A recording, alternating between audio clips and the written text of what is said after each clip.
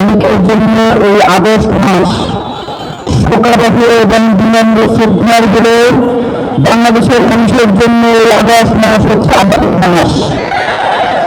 এই আগস্ট মাসে বাংলাদেশে দীর্ঘ 17 বছরের স্বৈরশাসন থেকে জুলাই গণঅভ্যুত্থানের মধ্যে দিয়ে বাংলাদেশের মানুষ মুক্তি পেয়েছে।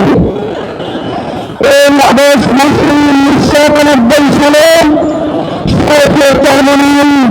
ইসলামী ছাত্র আন্দোলন বাংলাদেশ প্রতিষ্ঠা করেছিলেন এবং এই আগস্ট মাসে 1975 সালে বাংলাদেশের মানুষ মুক্তি পেয়েছে। আগস্ট মাস আমাদের জন্য আনন্দের মাস। এই আগস্ট মাস বাংলাদেশের মানুষের জন্য মুক্তির মাস।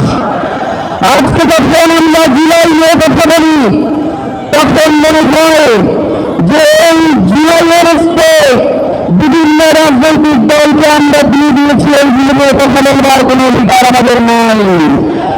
একটা কথা মনে করিয়ে দেই, জুলাইয়ের গণঅভ্যুত্থানের সময় একজন পীর সাহেব একটি আন্দোলনের নেতা, একটি রাজনৈতিক দলের আমির এই রাজপথে দাঁড়িয়ে বলেছিলেন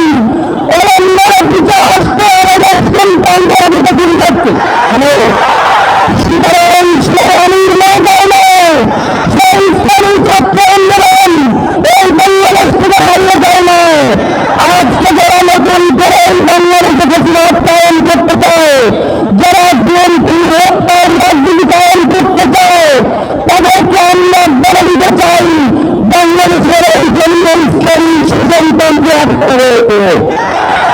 আমরা আপনাদেরকে স্পষ্ট করে বলে দিতে চাই, সংবিধান হবে যেদিন পর্যন্ত জীবিত ছিলেন তিনি ইসলামী স্বাধীনতাকে আন্দোলন করেছেন, তারা তার সাথে পাকিস্তান আন্দোলনে শুরু করেছে। আজকে আপনাদেরকে একটা বার্তা দেওয়ার জন্য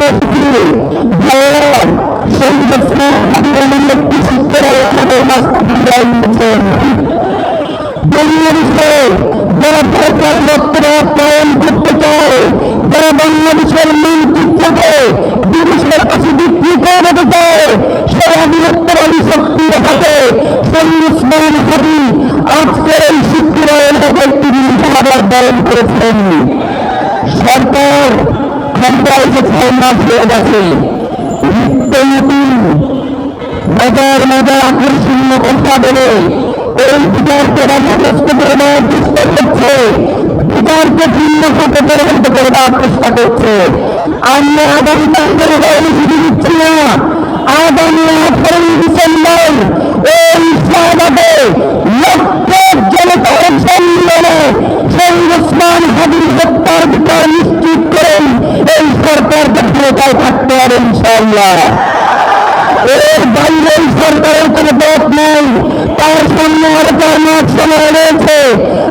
আপনারা এই 4 মাসের মধ্যে ভারতের সাথে কিভাবে যোগাযোগ করে ফিরতে ফিরিয়ে আনবেন, সেই দায়িত্ব আমাদের নয়, সেই দায়িত্ব আপনাদের। ডিসেম্বরের মধ্যে শহীদ ওসমান হাদির হত্যার বিচার নিশ্চিত না করা হলে ইসলামী শাসনতন্ত্র ক্ষেত্র আন্দোলন সহ বাংলাদেশের আগামী প্রত্যেক ছাত্র